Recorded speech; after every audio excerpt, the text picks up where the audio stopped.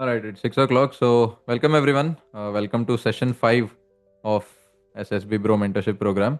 So, over the past 4 days, we have discussed basics of SSB, क्यों होती है, क्या check होती है, how do you prepare yourself, what are the responsibilities of an officer, how are OLQs important and relevant for the forces, and how do you inculcate them in daily life. The basics were covered on day 1.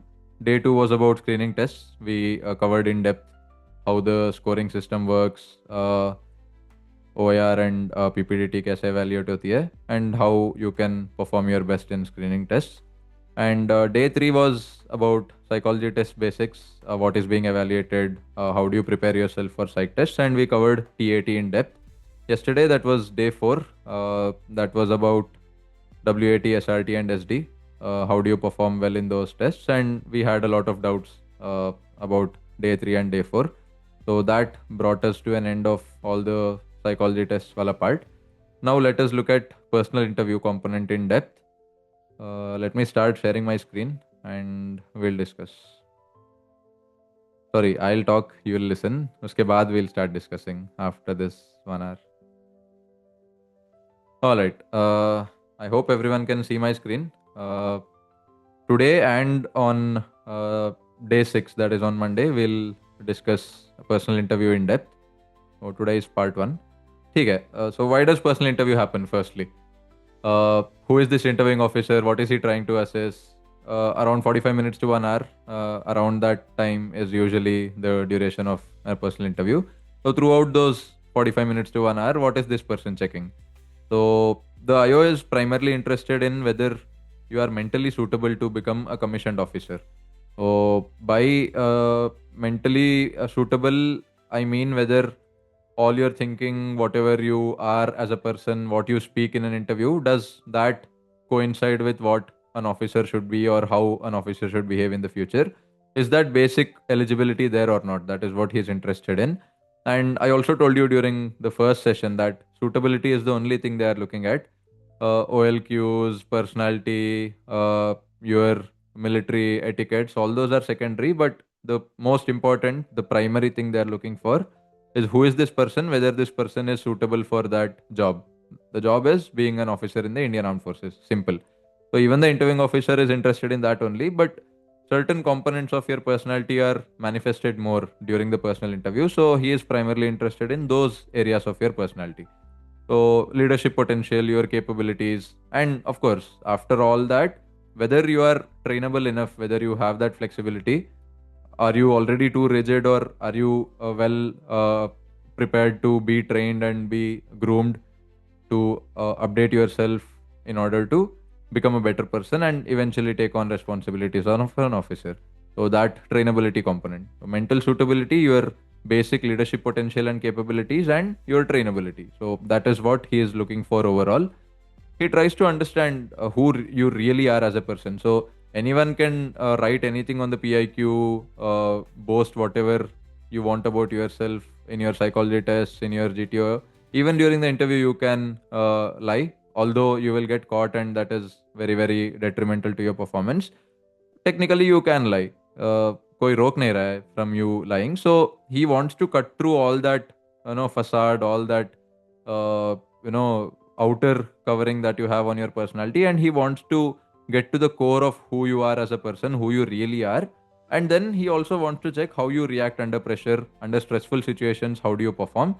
Thereby, he wants to evaluate overall these first 3 things: your suitability, your potential, and your trainability. So that is what he's trying to understand over those around 45 minutes to 1 hour of interview.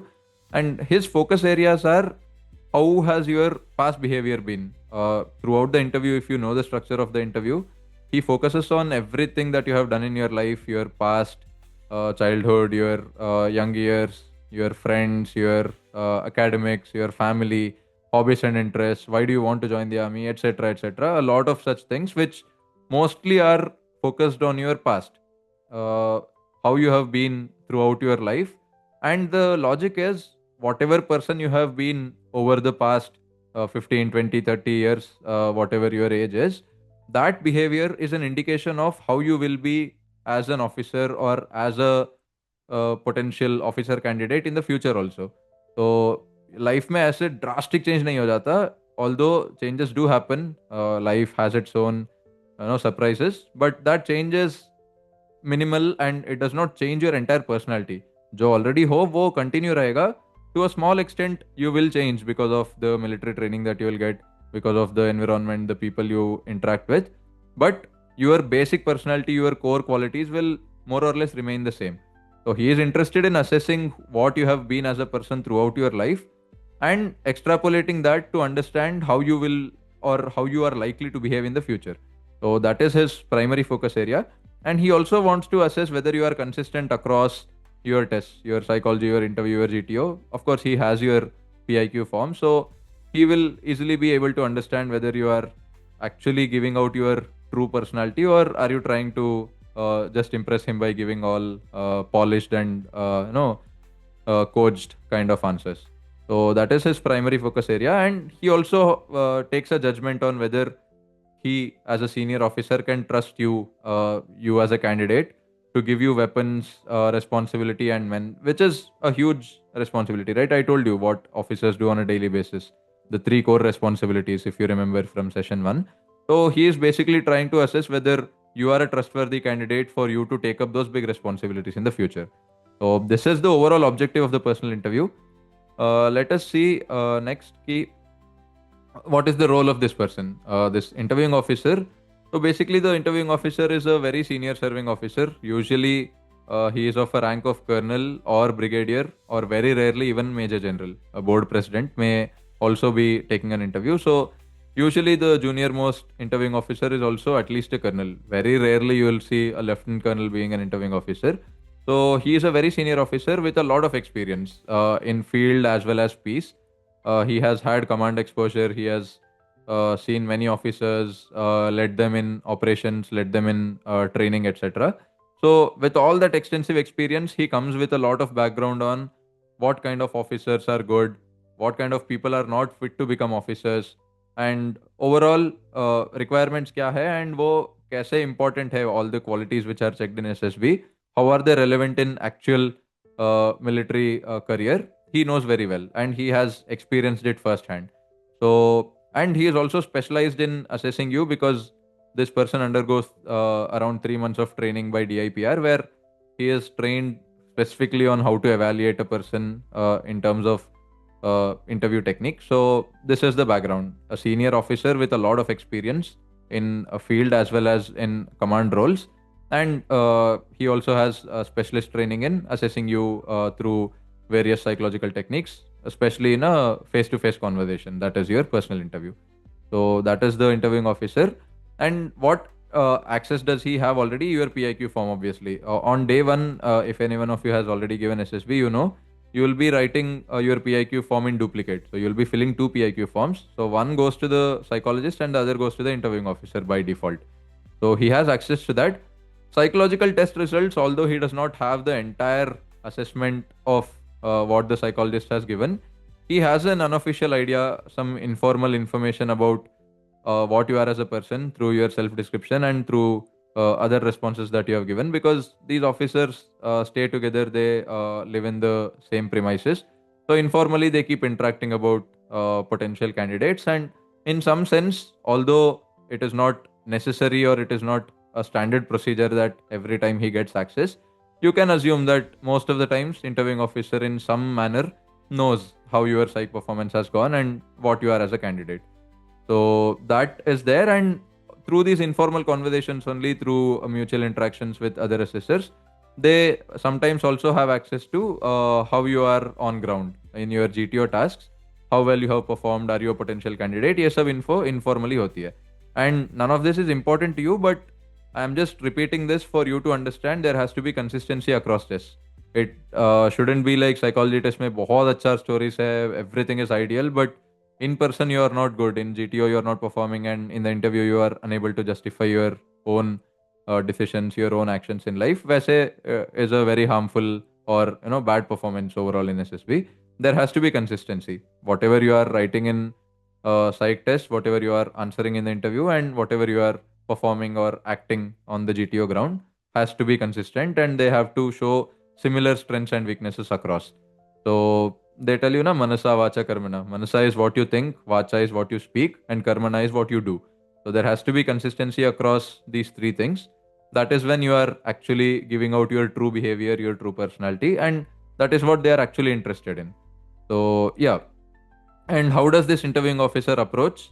He does not try to put undue stress on you, try to rattle you on purpose, or he does not try to trap you in some twists and turns. That is all uh, propagated by some people who were caught on some lie, or some stress interview happened and they couldn't handle it. So such people spread those rumors. But the interviewing officer is a very friendly person. He is there to check you as a candidate and see whether you are actually saying the truth, whether you are fit to become an officer, and that is all. He does not come with any wrong intentions of trapping you or making you feel bad. He is very friendly. The interview is a very, very informal conversation. In between, he also clarifies any doubts that he has about your personality, because once he has access to your PIQ, he already knows in some manner ki this person has played some sports, so maybe his leadership qualities, his team building ability, etc., are already decent. But he has never scored any good grades in any academics, so he is average or below average in his basic intelligence and sincerity in academics. So overall, your profile is already there. So he has some strengths and weaknesses ka background already. So he basically tries to confirm the same by interacting with you and by probing you more about whichever areas he is curious about. He clarifies those doubts, and whatever strengths he already thinks you have, he tries to confirm them whether you actually possess them or not. So that is how the interview is designed, and that is how he will be approaching the conversation of 45 to 60 minutes. And he also tries to identify if there are any red flags. So in your PIQ, there may be some patterns where he already knows in some manner whichever your weaknesses are. And even if your PIQ doesn't say anything, he tries to probe you and check whether you are completely fit, or are there any red flags which may deem you unsuitable to become an officer. So that is what his goal is. He is there to test your personality, test your suitability to become an officer, and not your knowledge. So even if you are very average in academics, even if you don't answer questions related to current affairs or about latest happenings in defense, that is not a very big disadvantage to you. Although it is good to have that knowledge, it is not as important as having a good personality. So his main goal is to test your behavior, your suitability, and not your knowledge. So unlike other interviews, all the interviews that you give, maybe for college entrances or your corporate interviews or even UPSC interviews, they are mostly interested in your knowledge. UPSC is an example. They are mostly interested in your personality. All your knowledge they have already checked in prelims and mains. So similarly, even in SSB, they are mostly focused on your personality and not your knowledge. So do not prepare for it like a conventional interview where you are mugging up everything and trying to remember all things. Not required. You can go with a free mind. You know about yourself, you know your own strengths and weaknesses, and most of your interview will be like an HR interview where they are only asking about you. They are not interested in your technical knowledge, they are not interested in any other skills you possess. They are only interested in you as a person. So remember this and go to the interview with that mindset. So how does this interview happen over the 30 to 45 to 60 minutes? How is the interview structured? So the personal interview is broadly divided into 5 phases. Although this structure need not be followed as it is, but overall in any good interview, these 5 components are covered, especially in the SSB. So the first few minutes, the first 2-3 minutes will be rapport building, where the interviewing officer calls you, he makes you feel comfortable. He tells you कि यहाँ पानी रखा है, आराम से बैठ जाओ. And he may ask you very simple introductory questions like, how was your day? Was the food good? What did you do from morning to now? Are you feeling comfortable? Or what all happened till now? Have you given your group task tests already? So ऐसे he tries to make you feel comfortable, and because he also knows you are already stressed and you are coming with a lot of anxiety into the interview. So he wants to calm you down and build that rapport so that the next half an hour, next 45 minutes will be smooth and you will be able to interact in a free way with him. That is his intention, and he makes you feel comfortable in the first few minutes. And next, he goes on to understand your background and whatever you have done in your life, starting from your childhood, academics, family, friends, hobbies, achievements, everything that goes to say about you as a person. He asks a lot of questions and tries to explore how your family was, how was your early upbringing, and your formative experiences have a lot of impact on your core personality throughout your early childhood. Whatever experiences you've had, mostly your personality is uh, solidified during those years. After a certain age, that is after 25, after 30, you are already there, and there is very little change that happens in your core personality. If you observe, like बचपन से अगर तुम झूठ बोलते आ रहे हो तो बड़े होके भी झूठ ही बोलोगे. So that is just a example, but overall in any of your core personal qualities, everything that goes on in your childhood has a lasting impact. So that is what he is interested in. He wants to see whether everything has gone well and you are good in all the basic requirements. So that is the second part. And then he goes on to see how well you have been in terms of your academics, in your professional experience, and if you have had any achievements. So he wants to know about how well you have performed given the opportunities you got.